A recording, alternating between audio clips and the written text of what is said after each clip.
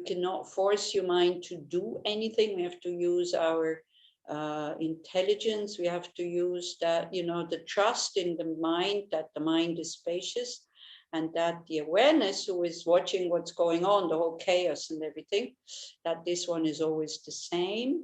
And this is the most difficult, because we think, we think we're in control, and we think that by forcing or just wishing or willing, wanting to do something, it will happen.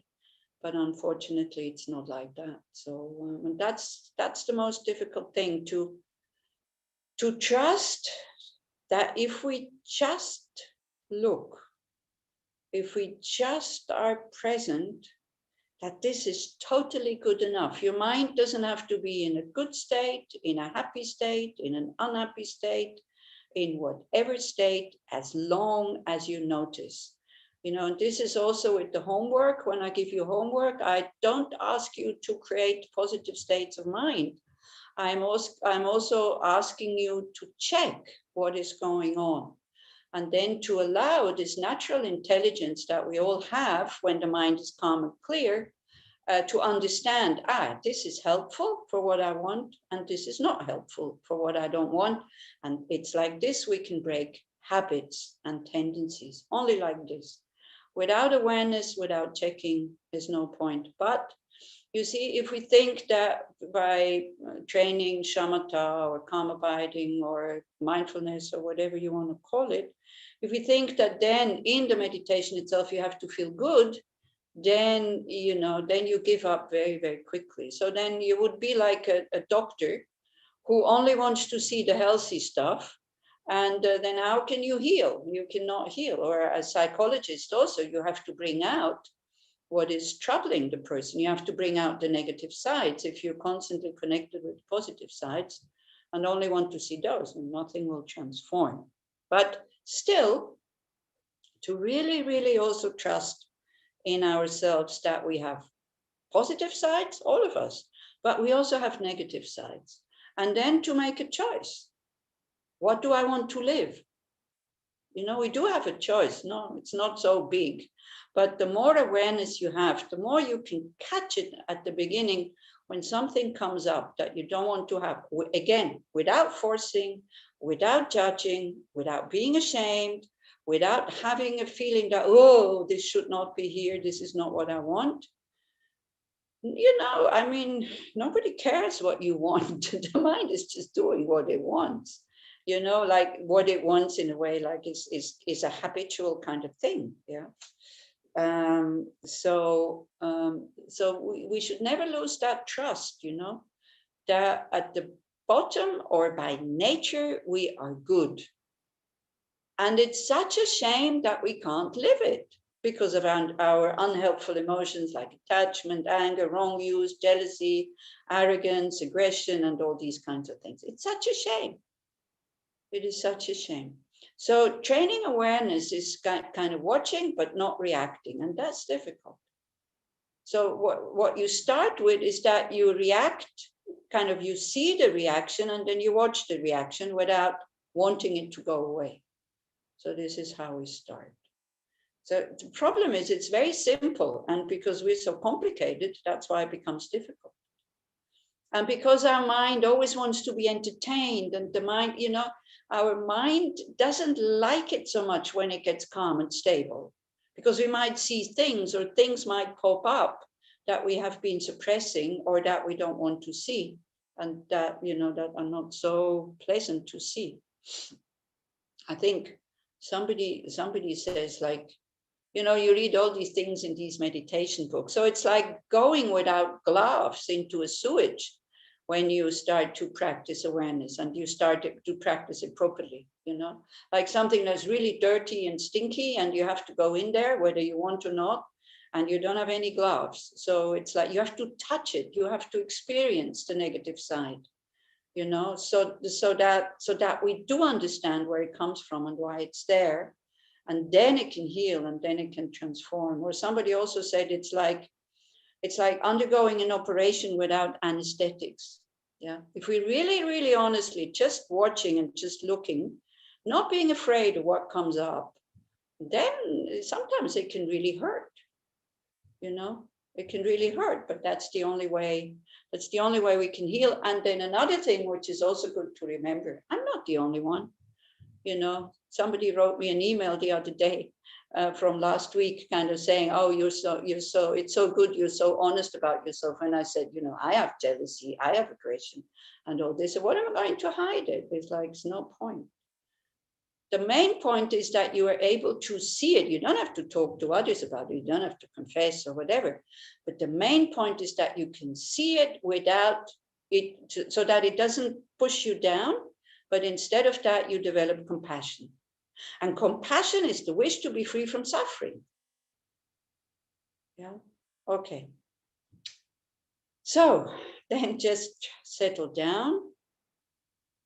And make sure that you're sitting comfortable, but relaxed. Again, this is so difficult. Let go of all expectations, what these next few minutes should be like, what you should experience, what you should feel, what you should think. Totally relax and think like, I'm going to be really curious now, these next few minutes, to see what's coming up without labeling it good or bad, without grasping at it, without pushing it away. If I succeed, wonderful. If I don't succeed, it's fine. To choose not to follow your thoughts, to choose not to have any expectations, to feel free of allowing everything that wants to come up, while as an object to anchor the mind, to give the mind a job.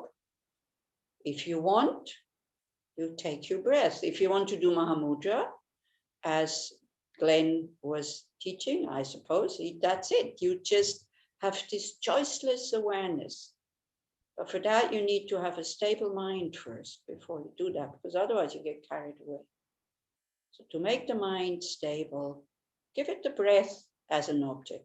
Breath is neutral. We neither like or dislike it. We're not too excited about it, even though if we can't breathe, we die. We don't honor the breath enough. So first we can just appreciate that you can breathe freely. Isn't that wonderful? Try to see also, not to manipulate anything, but to notice the mind of gratitude. When we appreciate something that is always with us.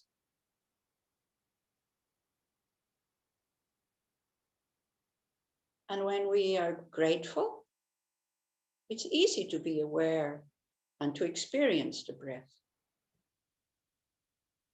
Wherever you experience it best, either at the nostrils, where you can feel a small kind of pressure, or the rising and falling of your abdomen, or the whole circle. Choose what feels comfortable for you. You need to be comfortable with your object of meditation. And then make a conscious choice to stay there. Give yourself that choice not to follow the thoughts, not to make plans, and not to hang around in the past. To feel free, to allow, to be open, whatever wants to come up. Everything can serve for us to grow, to transform, to learn something. There's nothing that is good or bad in our mind. It's just that some of it leads to suffering and some of it leads to happiness. But even if it leads to suffering, it helps us to practice patience, to understand the law of cause and effect, and to understand that we're purifying negative karma. And if it leads to happiness or well-being, we can develop gratitude. and a wish to share that happiness with others. Or we can get attached. And with suffering, we can get averse. It doesn't come from these two events of happiness, well-being, or suffering, the attachment and the aversion. It comes from your attitude. This is good and this is bad.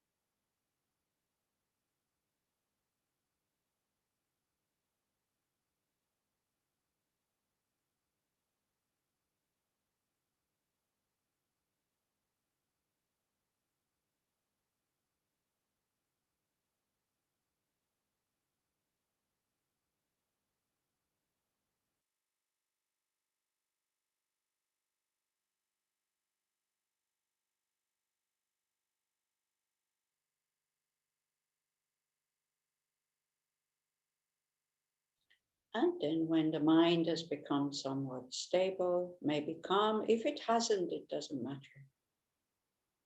But again, just notice. Then we think about our values or our potential. And really asking ourselves, why am I doing this? Why am I why am I participating in this Wednesday evening classes like many of you, almost every week? So wonderful. So, but what's your purpose?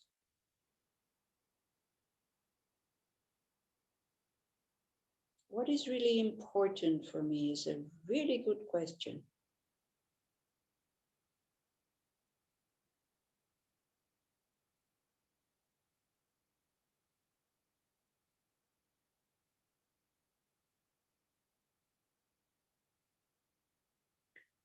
Because what Shantideva wants with his text, a guide to a Bodhisattva's way of life, is not to give us happiness now or worldly happiness, but is to show us why we suffer, what the causes are, to show us how to eliminate these causes for suffering, and then to be of benefit to all others, because we have the capacity, the skills, the energy, the compassion, the love and the wisdom to really help without agenda.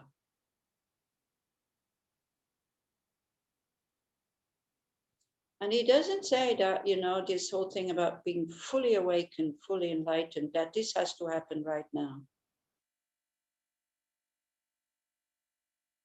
So maybe from your own side, when you are kind of honestly thinking, what is preventing me from being the person I want to be?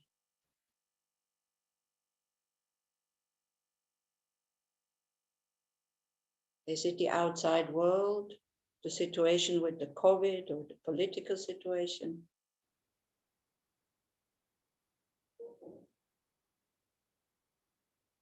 If it is that, then we have very little choice. We just have to go along with what is happening. But maybe it's something different.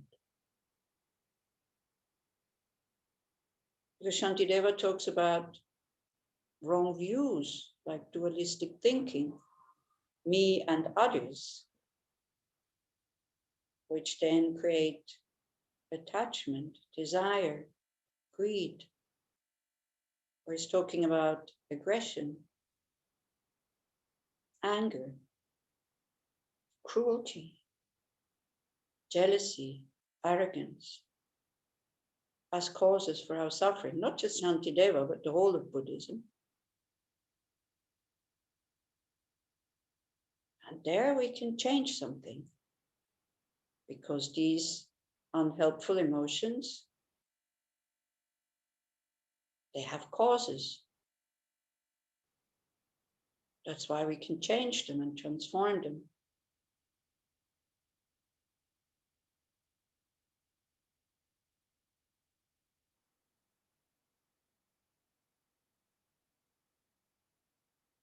So motivation in our life, I know kind of it sounds a bit like, I don't know, somebody's forcing us to do something, but really knowing what you want and being motivated to get it, knowing how to get it, knowing that it will last a long time, it really puts our mind in the safe direction. But you have to be clear about what you want.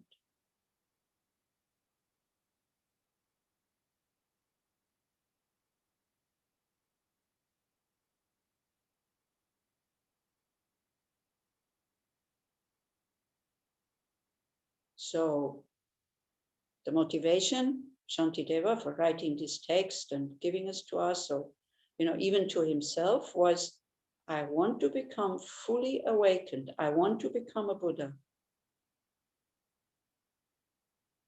A Buddha is omniscient. He's not omnipotent, but he's omniscient. A Buddha who sees past, present, and future of all beings at the same moment, who really understands long term what helps and what harms, who has in his own mind eliminated all shortcoming, purified everything, and has developed everything that a mind can develop into perfect generosity, perfect ethical conduct,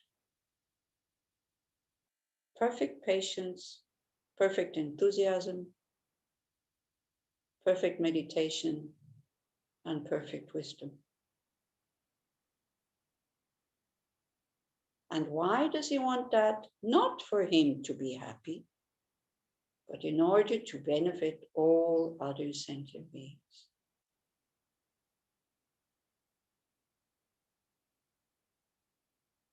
So you check. Do you want that? Because as we said, if you want to become a bodhisattva, you need to have the courage to be able to bear the hardship. You need to have the inspiration of a living teacher who is living that mind, like His Holiness the Dalai Lama or other masters, and not only Buddhists, by the way.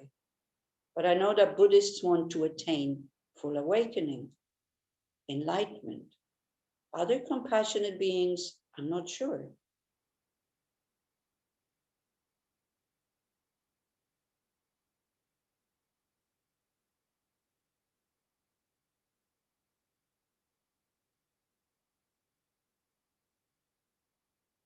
So we need to see our own suffering in order to be able to develop that mind. And then the suffering of others, which is not less important than ours. And we need to have trust in the Buddha's teachings. And for that, you need to know them.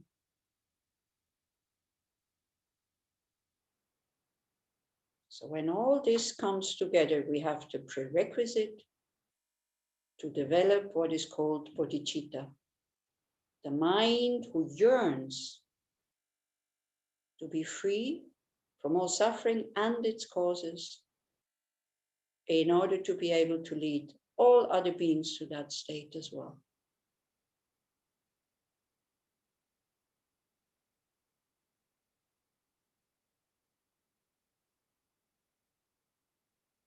So you check, what is my motivation?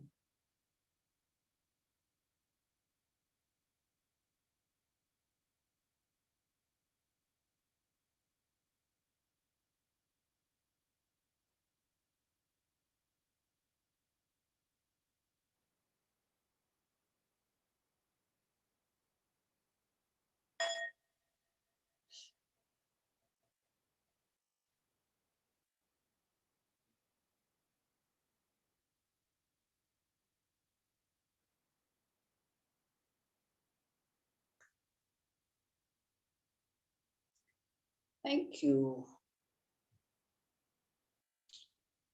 So, you see, whatever we do, sometimes we might not be aware of it, but we always have a motivation, whether whether we are aware of it or not. So it's really good also as a homework, what you can do is whatever you are doing, before you do it, you ask yourself, why am I doing this?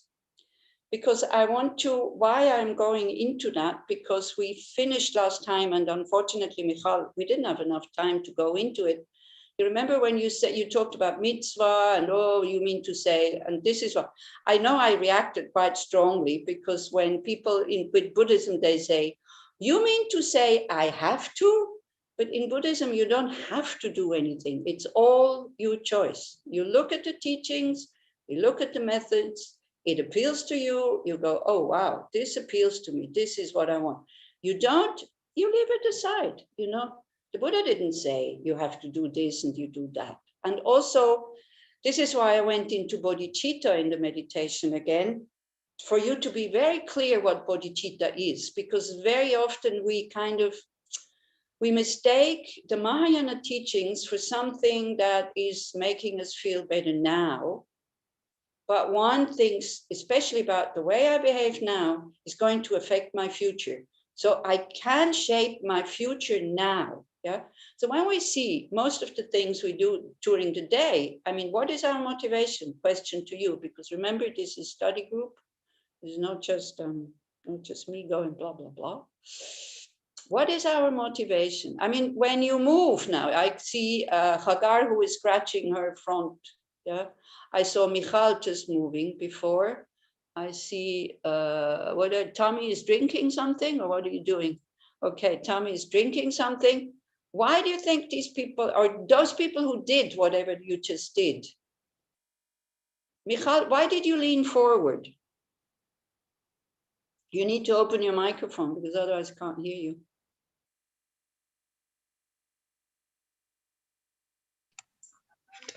I was busy in organizing my body. You were busy. And why were you organizing your body? Because I've had some pain. Yeah, exactly. So you wanted to free yourself from pain. So that was the motivation behind it. Tommy, why are you drinking? Thirsty? Or just out of boredom? Or I don't know. I don't know.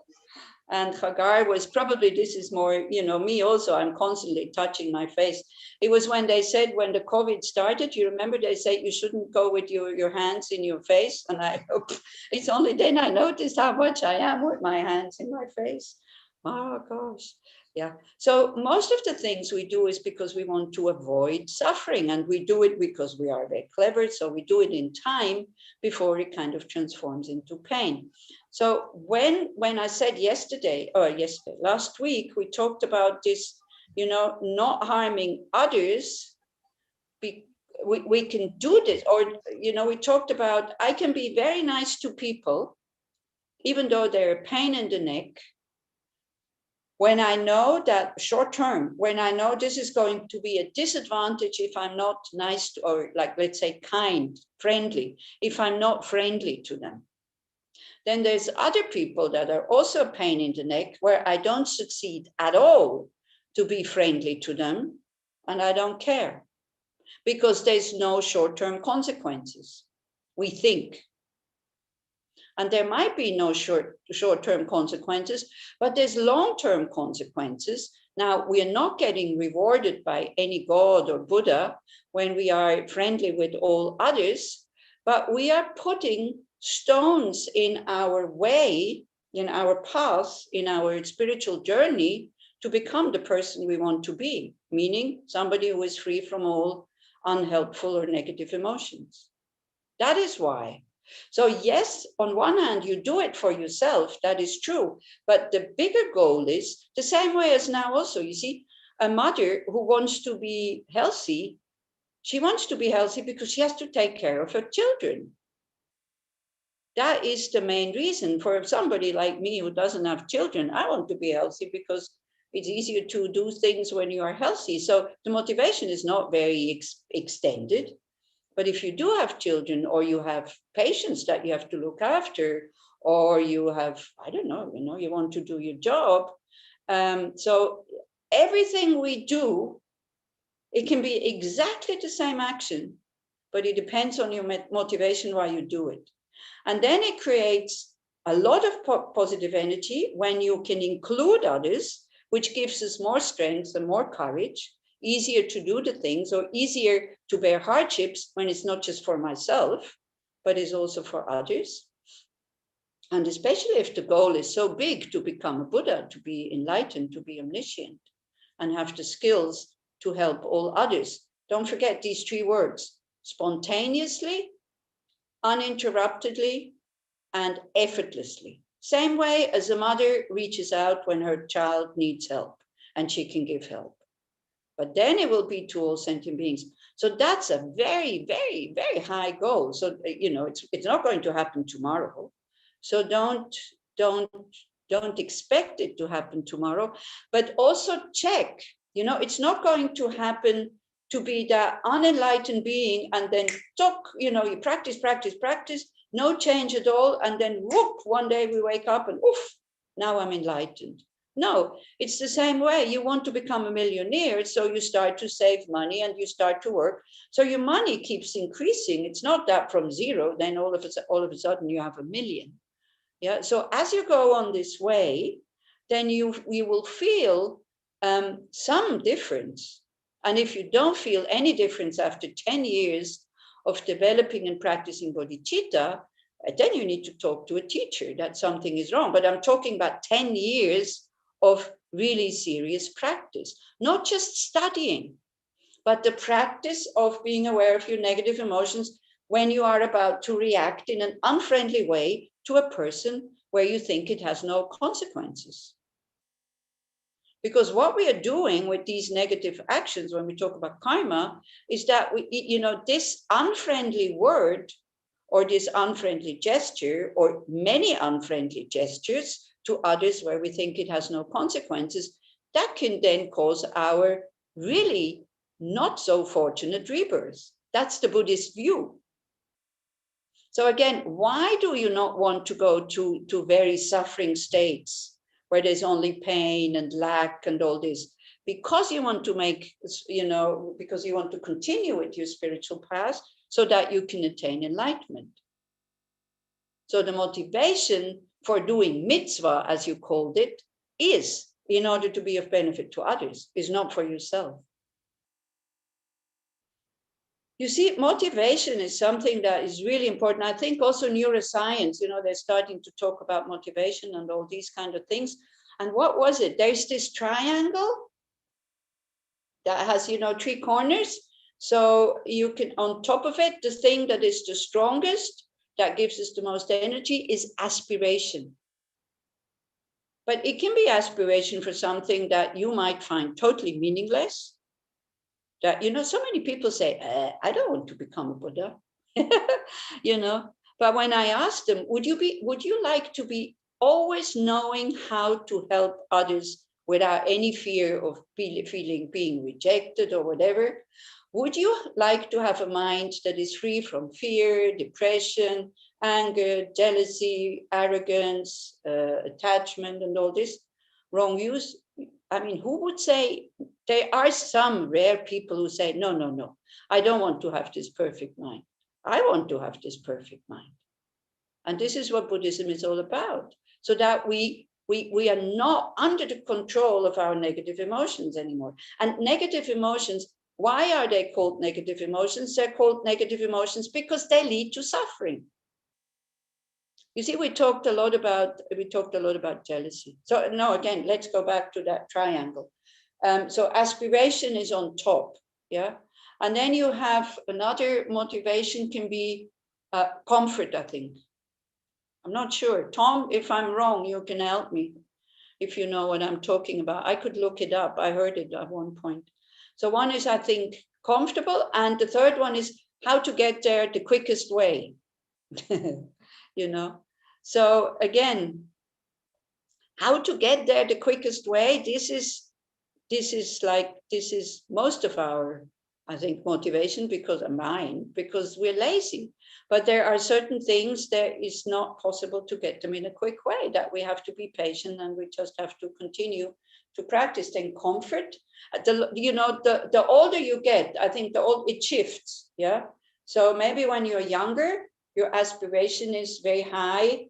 And if you ask young people, it's money, money and fame, having a good job. This is for most of the young people is their aspiration, as if all the rich and all the famous people are happy, And then slowly, as you grow older, and when you ask older people for a fulfilled life, many of them give you the answer, having had good relationships, harmonious relationships with other people, treating them in a friendly way, being treated in a friendly way, but especially me being able to treat other people in a friendly way, no matter what they do. And then they feel that their life was really, really worthwhile. Money and fame, I talked about Greta Garbo, I think, the other day. So poor thing, All of this is quite dangerous because we can lose it before we are getting old. So you check what is my motivation, what is my engine for my motivation to get whatever I want to get. Yeah. So is that more or less clear, the difference between mitzvah and the difference between why a bodhisattva practices ethical conduct? And also, there's different levels of practicing ethical conduct. The lowest level is because I don't want to suffer, which is fantastic. I mean, imagine everybody having that motivation. We would have a wonderful world. If people would, by themselves, make an effort not to steal, not to kill, not to do sexual misconduct, not to lie, and not to take intoxicants in such a way that your mind gets totally berserk and you don't know what you're doing anymore. This is what is called the 5 lay precepts. 5 vows that one takes voluntarily as a Buddhist in order to be aware, oh, I do kill insects, which I don't need to kill. You don't need to kill all the mosquitoes. Sometimes with insects, we have to kill, but it's still not okay. But then at least we know it's not okay. But sometimes we kill mindlessly, something that is just a fly, a mosquito, just bang, and that's it. We do lie, isn't it? We do cheat sometimes whenever we think we can get away with it. I mean, we all know, or you all know, if you drive on the highway and you drive too fast, if somebody catches you, the consequence would be a fine, isn't it? But then when we drive too fast and nobody kind of found out, we think it's okay. So what you should do, because somehow it's unethical behavior, isn't it? Because we do know if I drive too fast, it costs, I don't know how much. So, but it's ridiculous. So, I mean, don't do it because the police might think you have gone totally crazy. So if you've driven too fast and you don't get a bill or you don't get a fine, you should call them and say, look, this and this day I drove too fast. Can you please tell me how much I owe you? Would you do that? No, we wouldn't. But you see, the whole thing about this mental karma, when we do negative things, it gets stored. Our kind of karma camera is always on, and the fine will come it will come one day. So the lowest level of not doing negative actions is because you don't want to suffer. So that would be great, wouldn't it? And we take these vows to help us to be able to keep them.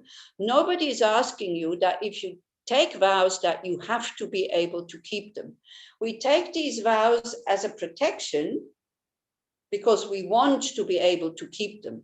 So it's a little bit like, I read at one point, I read a really nice explanation of taking vows.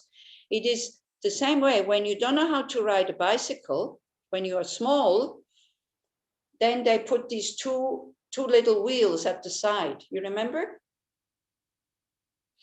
We didn't have those. When I was young, we didn't have these 2 wheels. We just fell. That was it. And then we learned why did we learn? Because we didn't want the pain of falling. Yeah. Not because it was too difficult to get up, but no, it hurts, So then we kind of applied some effort to keep balance. Also, we didn't give up because why? Because we saw that other people can do it. Therefore, I should also be able to do it. This is why for Bodhicitta, the living example of a master, that we can see, this is possible. No anger when your country is being taken away, like His Holiness the Dalai Lama. No hatred, So, wow. Okay, so it's like these 2 little wheels, so that then we learn spontaneous ethical conduct. Then when we have it, then we can take away the wheels and then we can start, going freely. Do you see what I mean? So it's like putting ourselves boundaries in order to cut tendencies that we want to cut. Because if we have vows, it's much easier to say no than if we don't have vows. And this is why you can take these lay precepts, you can take them for your whole life, or you can take them for 24 hours, which we always do full moon and new moon. And by the way, we do take them in English. So you have no excuse of not joining, and it's on the DFI website, what time and which days. So then there's 8 of these precepts because it's the Mahayana precepts, not just the 5.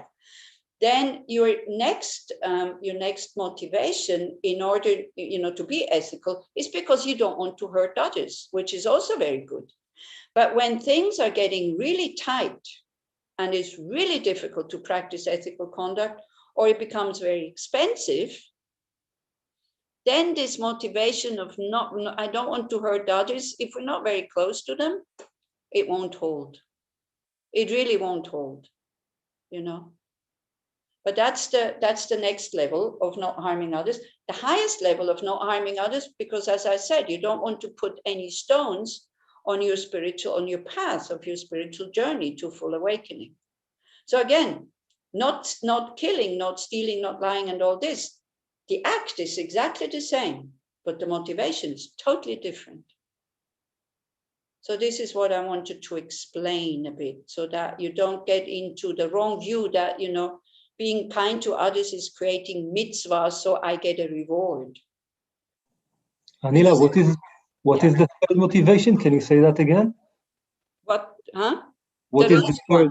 The highest one is because it will postpone your enlightenment if you behave unethically. But isn't that more like Hinayana? No, it's Mahayana. But it's a higher motivation maybe to help others. Yeah, so I cannot help others when I suffer. You know, when my negative actions, when they bring the result, how am I going to help others? How am I going to attain enlightenment if I'm caught up in my suffering?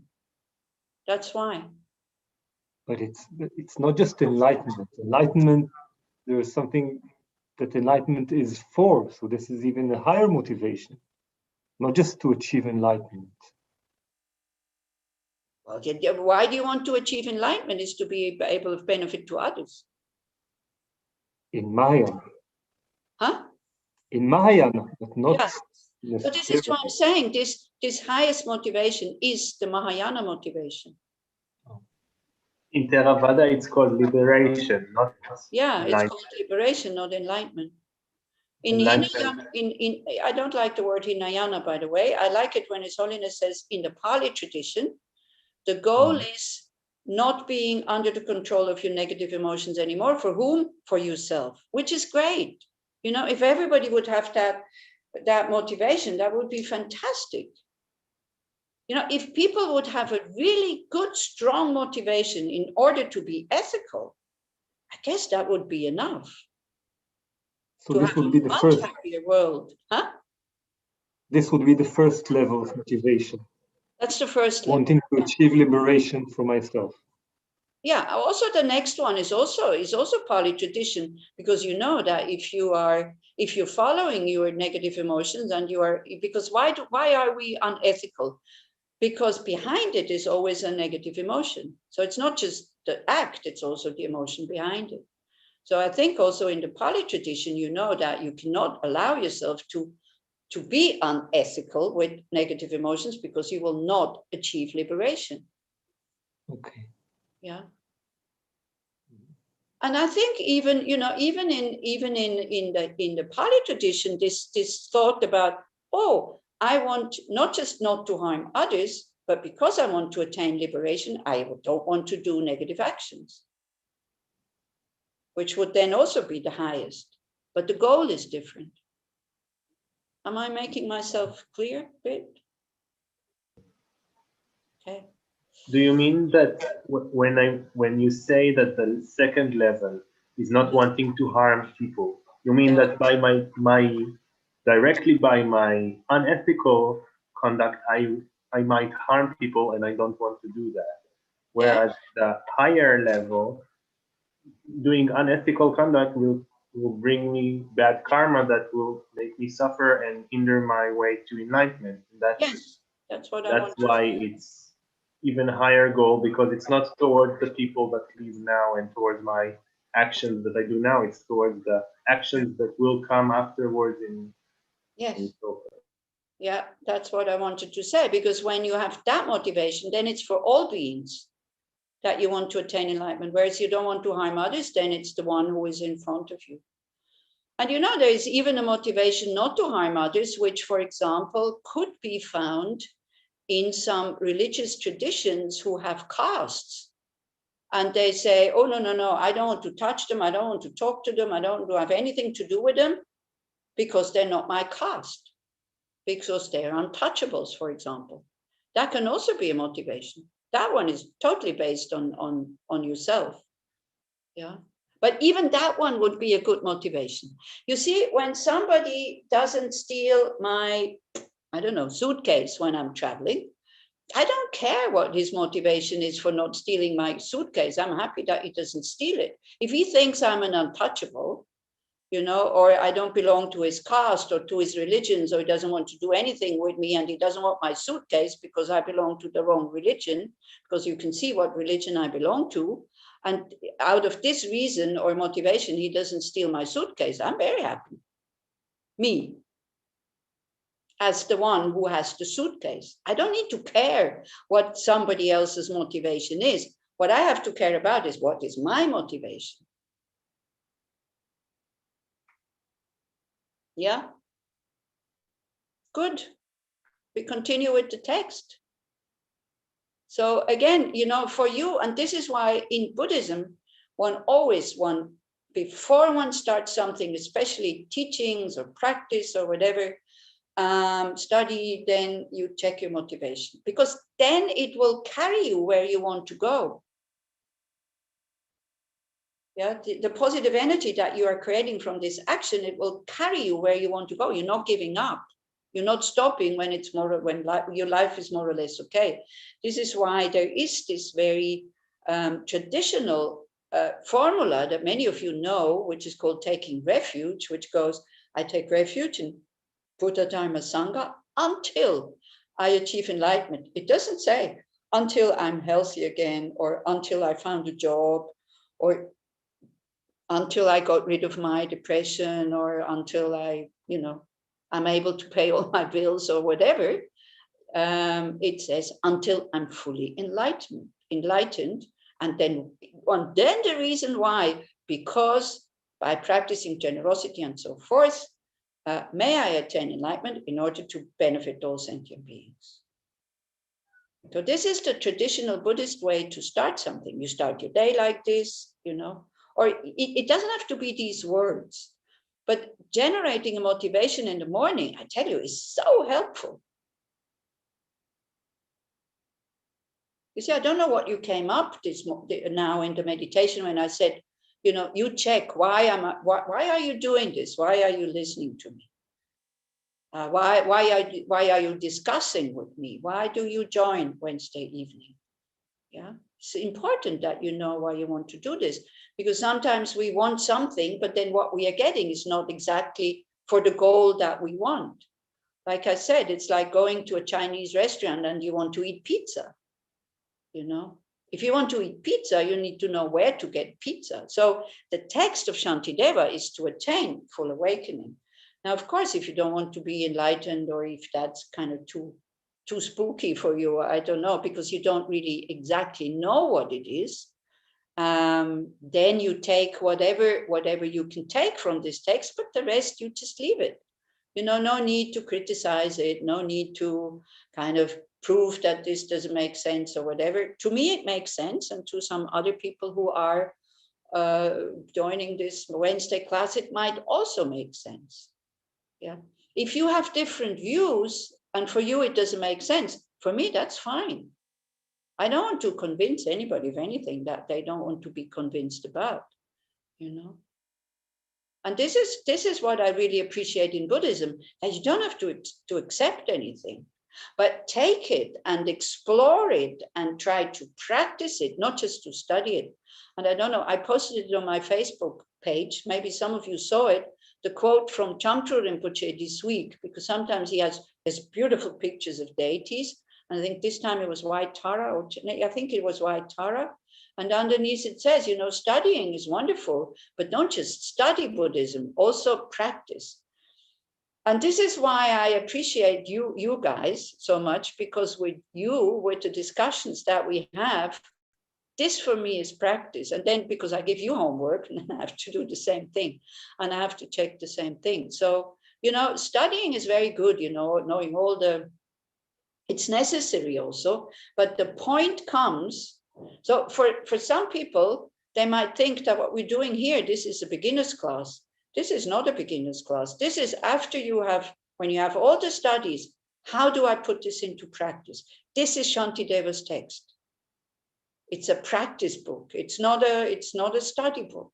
When you have the studies together about, you know, what is the Four Noble Truths? That's the studies. There is suffering.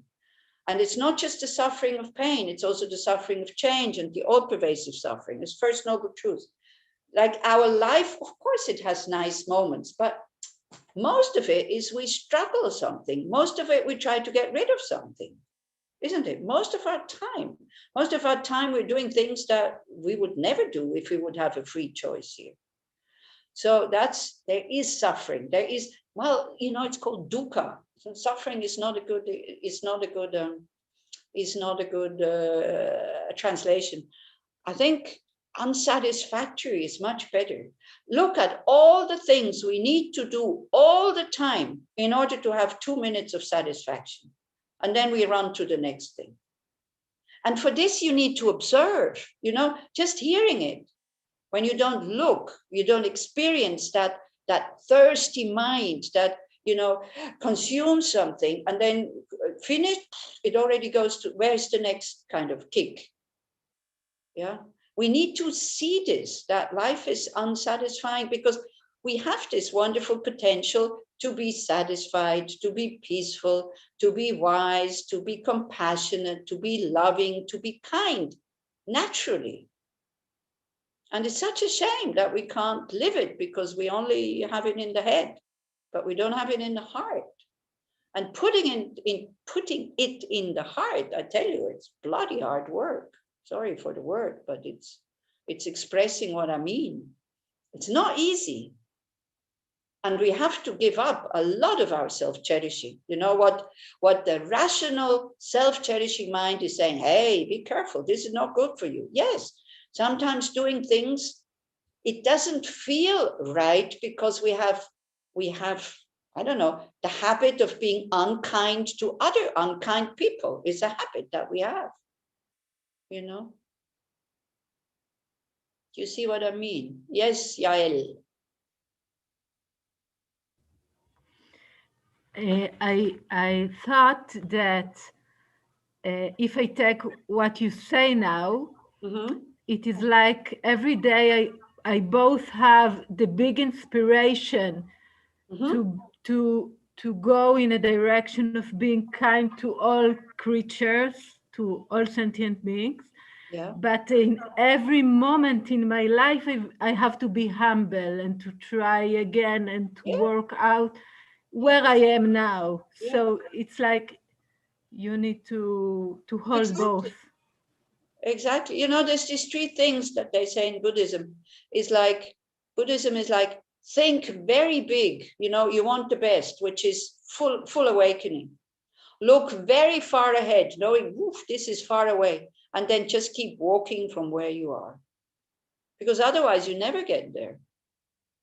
As you say, if we don't integrate this in our life and rejoice in all the good things that we're doing, not to become arrogant and compare ourselves with others, but to come home in the evening, and say, wow, today, or even having stayed at home in the evening in confinement and saying like, wow, today I didn't harm anybody. I didn't disturb anybody's peace of mind. I didn't consume too much. I didn't pollute the air because I didn't take my car. I didn't take anybody's seat on the train or the bus. We learn to rejoice about these things, little things, but it makes a huge difference to our always wanting something more or else mind.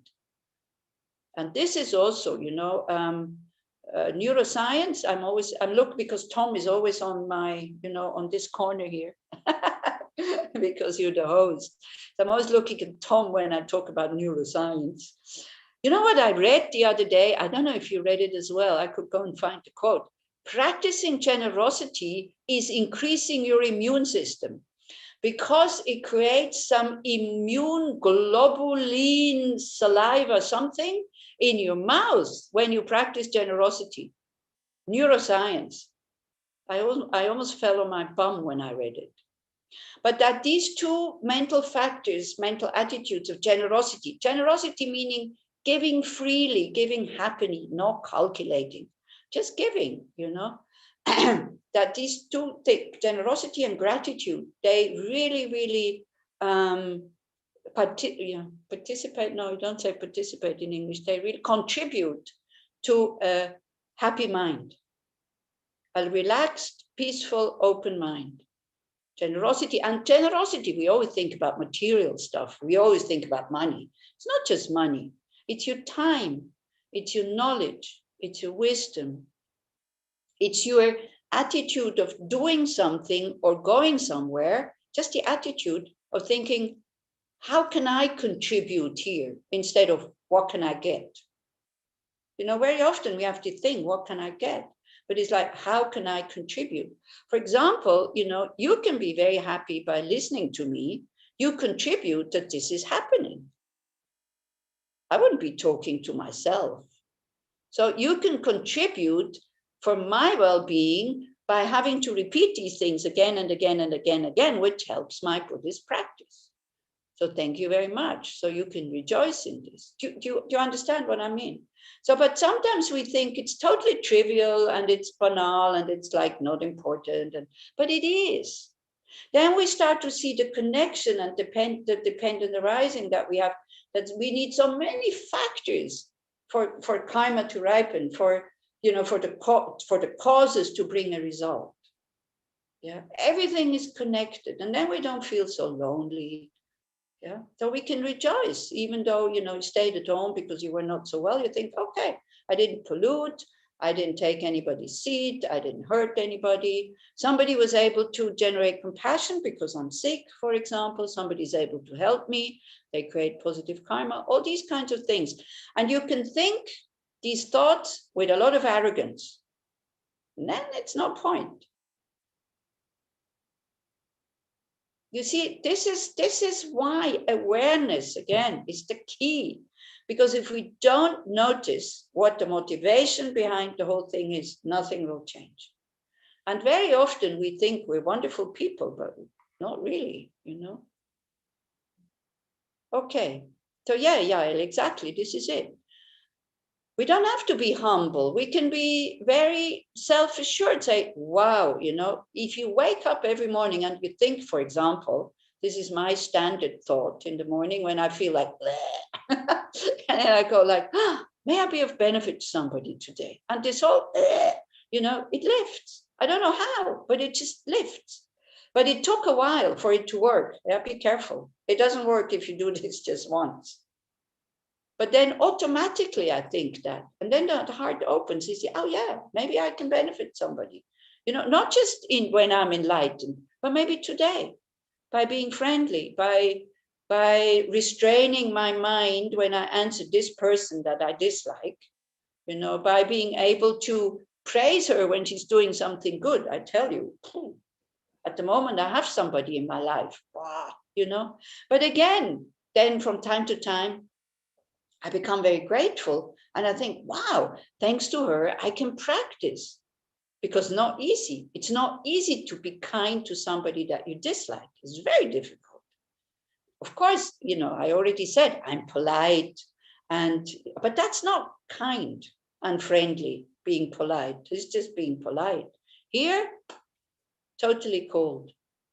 But then when I succeed by saying, wow, you know, even today, somebody said, oh, this is really good what you're going to do. And I said, it was the person's idea that I dislike. It's like chains breaking when I'm able to say these things. Now, this is where awareness comes in, when you notice what this whole thing is doing, when you overcome your self-cherishing mind who, the person thinks it's my idea. It wasn't my idea. I'm going to do it, but it wasn't my idea. It was her idea. And I was even able to say, oh, but it was her idea. It's wonderful. And then we rejoice. Yeah. So again, you know, you might think this is totally useless and totally a bit ridiculous and maybe a bit childish, but start to practice it. And then you will see how much you get so much more freedom in your daily life, so much more space, so much more, I don't know, well-being, maybe. Okay, let's go to the text, because otherwise we won't be able to do one verse this time. So, okay, there's chat. Oh, yeah, okay, thank you. That's that.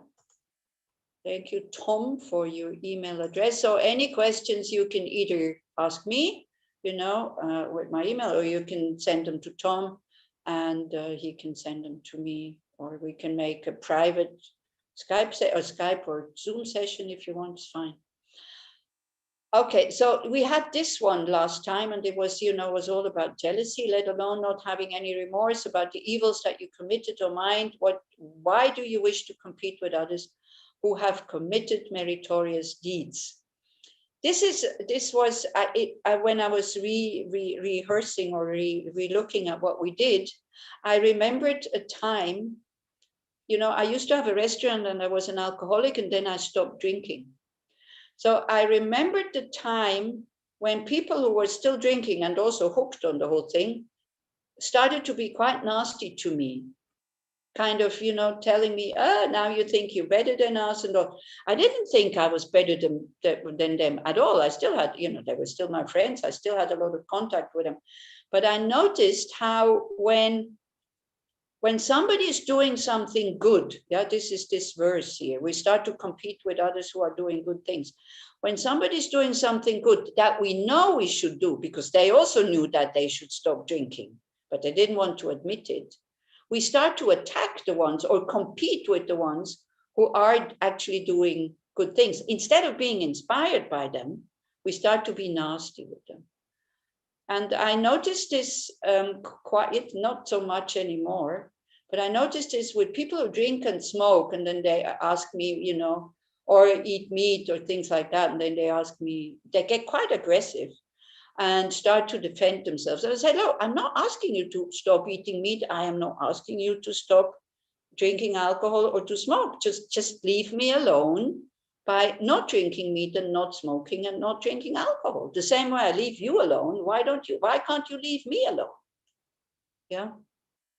So this is now, again, I use this as a thing, but it's good for, just a sec, Kitty. It's good for us to see that we are doing this. Instead of being inspired by people who do something that we should do, we start to feel jealous and sometimes even a bit, unpleasant with them. Yes, Kitty.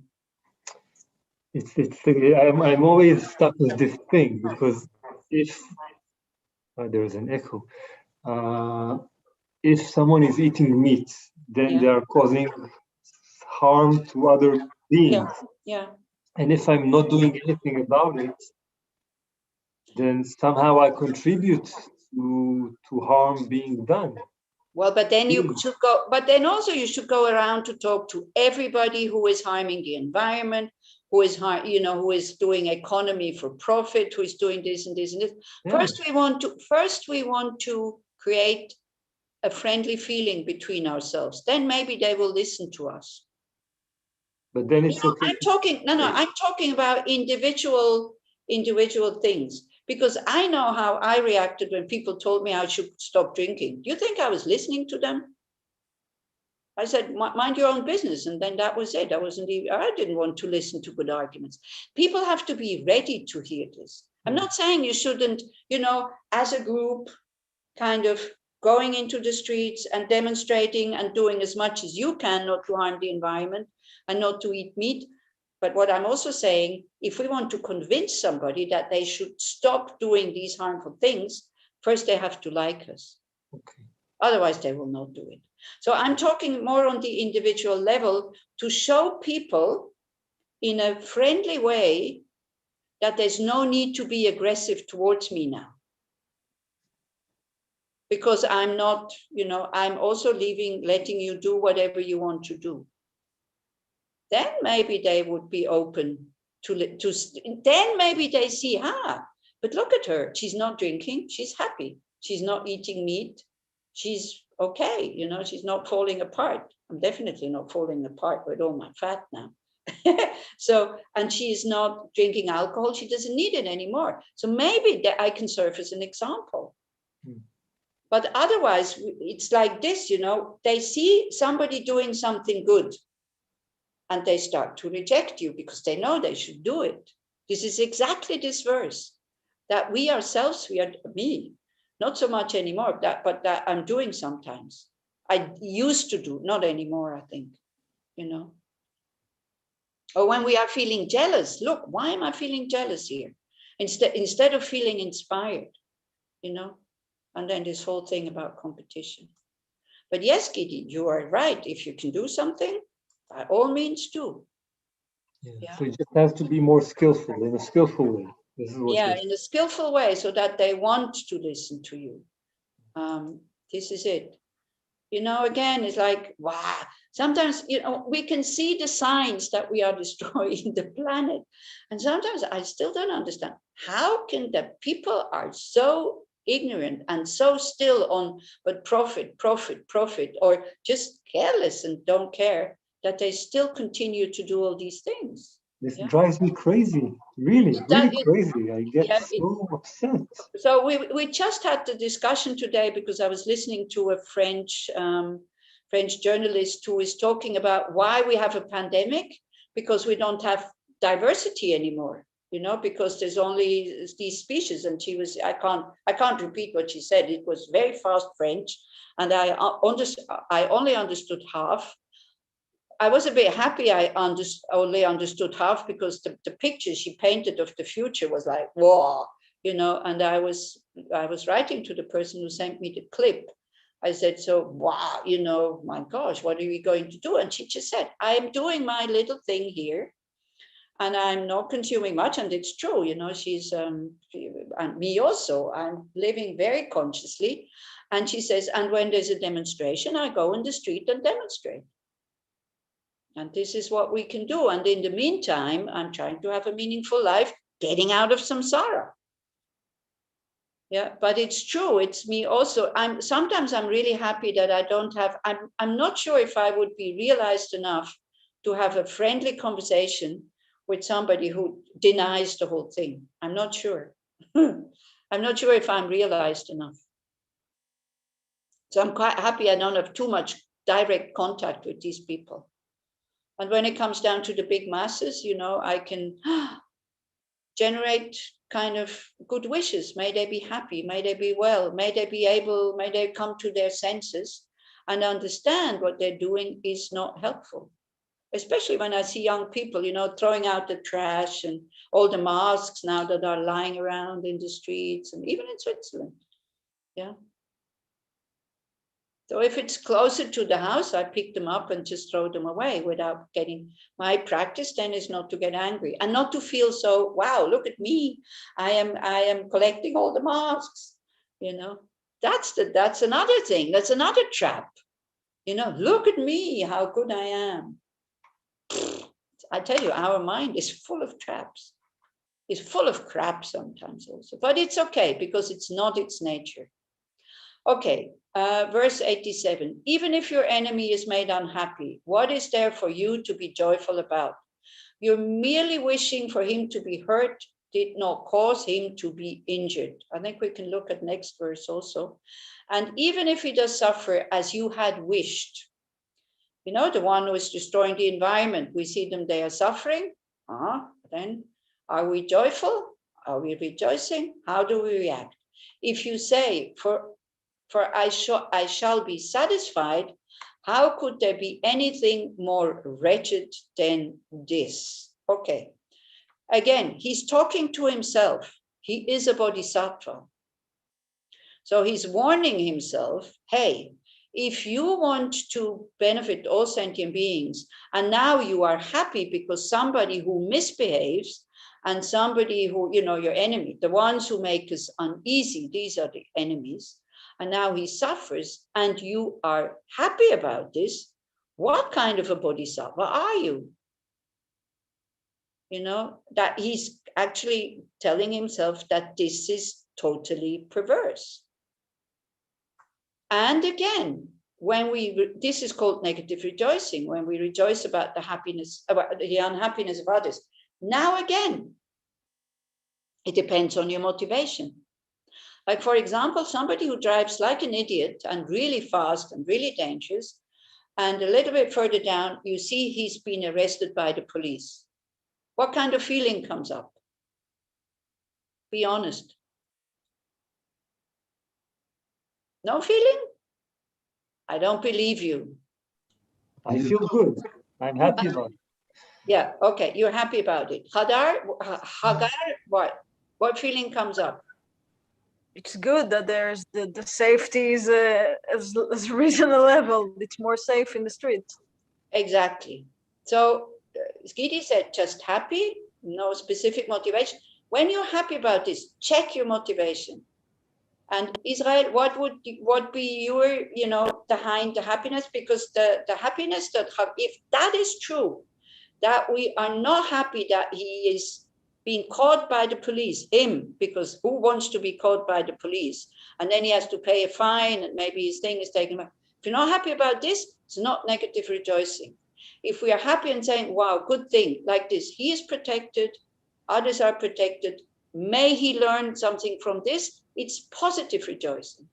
So when, the joy is the same, feels the same, but what stands behind it is creating the karma and creating your habits.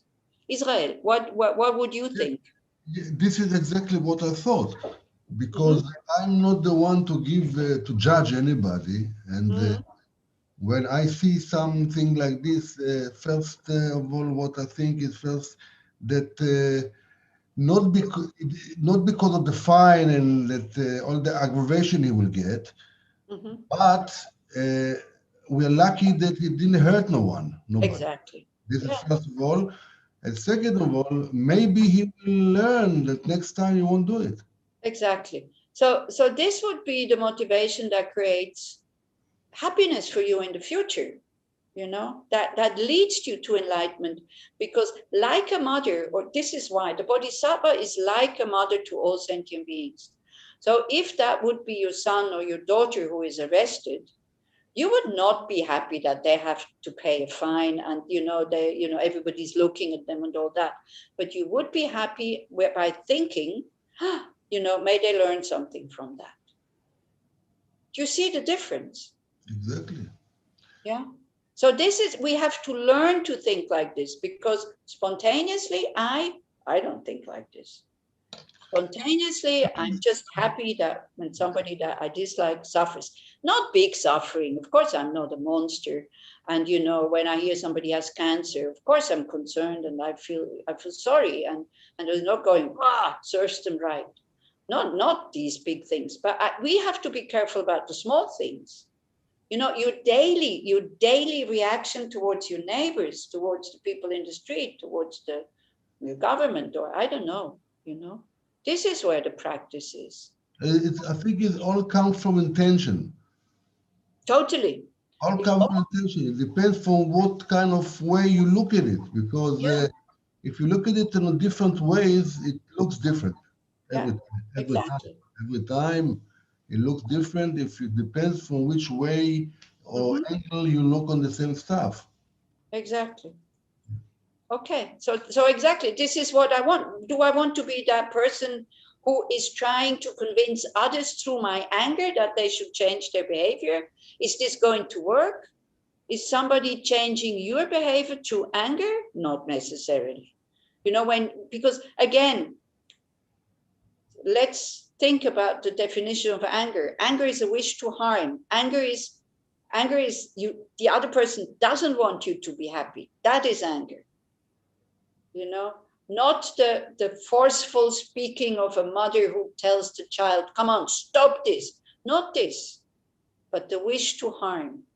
Yeah. And when you see that the person is rejoicing when you are not well, would you then trust such a person? I don't think so. Definitely not. Yeah. And then the karmic result of this negative rejoicing is for your, is you will encounter the same thing, and you will do it again and again and again, and you will find you will have experiences or rebirths where you really don't know, where you wouldn't go voluntarily, like in the lower states. Yeah. This is what we underestimate sometimes because it's small. So don't forget, karma increases. Yeah, one of the features of karma, even a small act, if it lies for a long time on the consciousness, it will increase. So, okay, we'll do some metta before we stop. And so the homework, you can imagine what it is. Negative rejoicing. and you transform it into positive rejoicing. Same situation, same person. May they not suffer too much from their, negative action, for example. You know, we have elections. We have elections. We have elections this week, so it's a difficult week. Yeah. So then, you know, when they lose, the one that we all know whom we're talking about, I guess, that, you know, to rejoice, yes, but for the benefit of all, like, you know, that he's not creating more negative karma for himself by having this kind of power. You know? You're optimistic. You're optimistic. Well, I haven't been to Israel, so there's not much about elections in the Jerusalem Post, because this is the only newspaper that I can read on my telephone for free, and which is in English. And in the Swiss newspaper is nothing. Yeah. What was in the Swiss newspapers today was how Israel is celebrating being the kind of the vaccination champion. That everybody's out in the streets and celebrating and and this was in the newspapers. And what was also in the newspapers today in Switzerland is like Europe now is thinking about this this vaccination pass, you know, this green pass, as you call it. They're still discussing it. So some people say, yes, we should. So the people who get vaccinated have like privileges. Some people say no, should not, because, you know, the vaccine in Europe is very scarce. We don't have enough vaccines to vaccinate people in such a quick way. So somebody said we should not, so that we have some equilibrium. Somebody else says we should not protect the people that don't want to get vaccinated. You know, if they don't want to get vaccinated, let them get sick. So it's all kinds of opinions we have in the government. In the government, they have these conversations, these arguments. So I found the one that, we should not protect the ones that don't want to get vaccinated. If they don't want to get vaccinated, they get sick, let them get sick. I thought, oh, okay. Yeah. Not thinking about, when you think like this, then you're not thinking about the nurses, you're not thinking about the doctors, you're not thinking about the families when they die. So again, it's like very short-term thinking to think like this. They don't want to get vaccinated, let them get sick. But then so many other people suffer when they get sick. I had an email from somebody today who told me her 2 parents died in between, 1 week in between. Both of them didn't want to go to hospital. They were taken to hospital. They didn't want to get intubated. They were intubated by force. Her dad died like 10 days after that in the coma, like these 10 days, intubated, and her mom 3 days.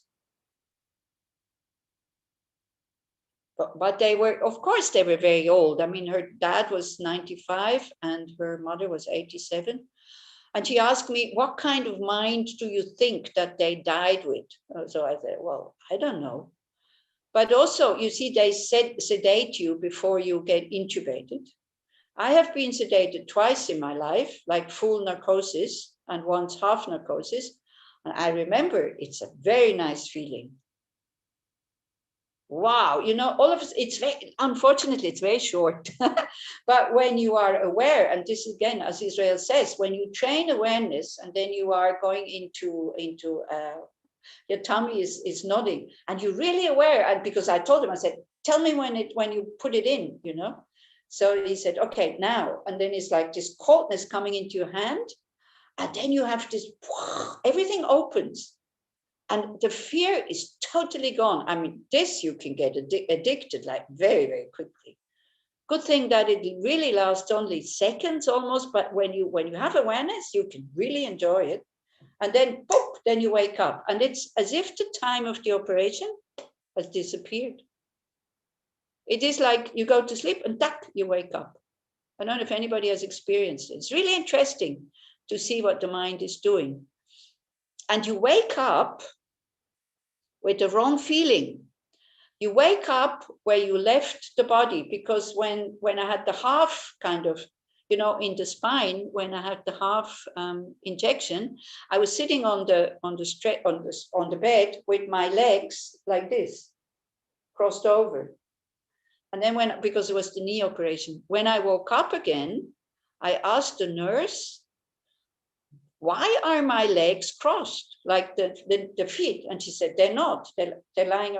But this is maybe neuroscience also, but the first moment of waking up, I had a totally distinct feeling that my feet were like this, touching each other, and they were not.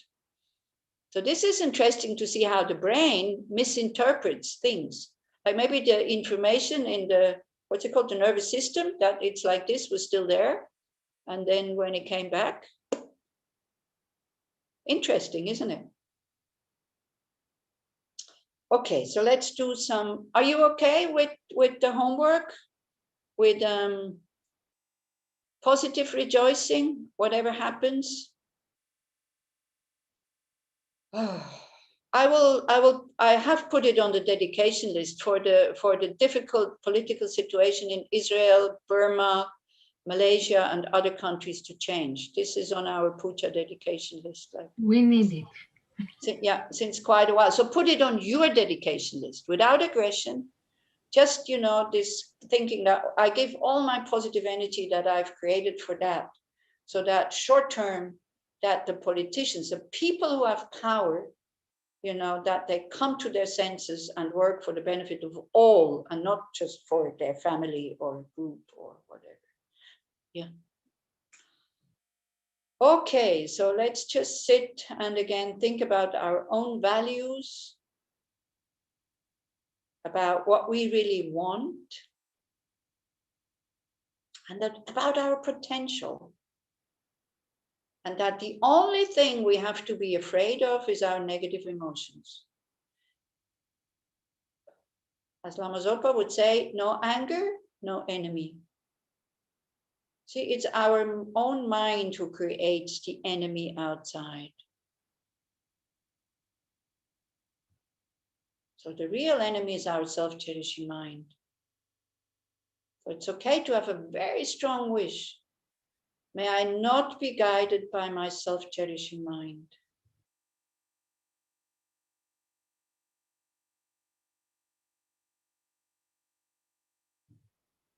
May I be guided and under the control of my love, innate love, compassion, and wisdom. That is the nature of the mind when it's calm and peaceful.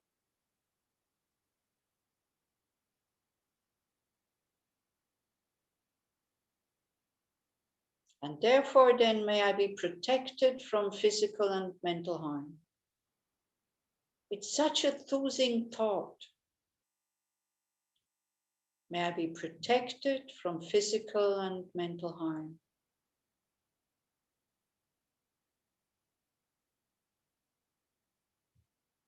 And then what do I want? We know it won't happen immediately. We can work at it. May I be strong, healthy, free from fear, loving and peaceful. May I be strong, healthy, free from fear, loving and peaceful.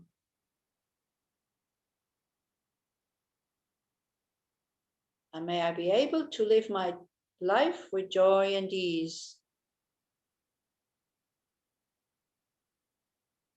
And whatever happy moments I have, whatever I'm doing, when I'm sick, when I'm healthy, may it only be of benefit to others. May I share my happy moments and my sad moments with whoever sees, hears, touches me, talks about me, thinks about me. And then we visualize our own goodness in the center of our chest. In your heart chakra is a ball of light, the light that encompasses all these wonderful values, habits, tendencies that we want to develop. Love, compassion, wisdom, tolerance, altruism, you know. being concerned about all others, courage, generosity, enthusiasm for something that is worthwhile. And then you allow that light to grow so it fills your whole body.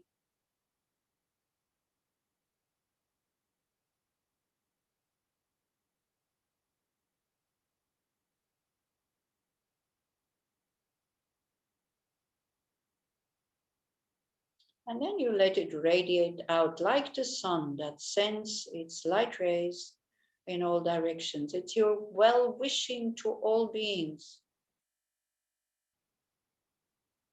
To all beings. Also the political people that you dislike a bit or a lot. Don't exclude anybody. You see, if people would be happy, they wouldn't have to run after fame and money and praise and cling to their power. So we wish especially them. May they be safe from being under the control of their self-cherishing mind. And therefore then be protected from physical and mental harm.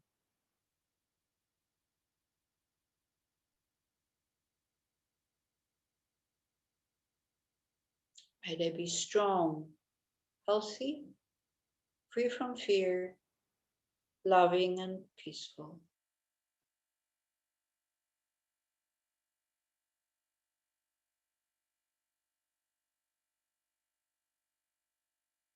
And may we all be able to live our potential of being at ease with whatever is, and therefore be very, very joyful.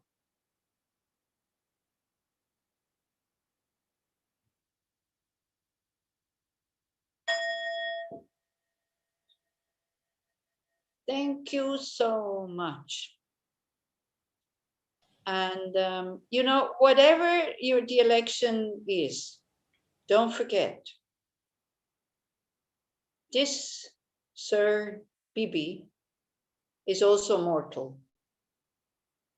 And he will most probably die before you. Also, this will end, you know, it's like, you know, we can't go, may he die, the sooner the better, of course not. But even that, you know, everything is impermanent. So I think this was a quote that Geshe Tashi used this week when he was teaching us also on this text here. And he was saying, like, you know, like the waves on an ocean who come and go, please always remember transcendence, that nothing is permanent. Like your problems, they come, but then they go, and then they come, and then they go in samsara, and they come, and then they go, like the waves on the ocean. Don't forget impermanence. You will die. You might be reborn in another country like Switzerland next time, who knows? But even here, you know, people are not happy with the government. So don't worry. You know, in Israel, it's all relative. In Israel, you know, you might think, how can they not be happy with such a government? And but yeah, even here, some people are unhappy. Okay, my dears, have a safe week, and thank you very much for listening. And have a very good, positive rejoicing the next week. Thank you. Okay. Thank you very much. Thank you very much, Daniela. Bye. Take care. Thank you so much. Good night. You are very, very welcome. Bye. Thank you, Anila. Bye-bye. Bye. Bye. Bye. Bye.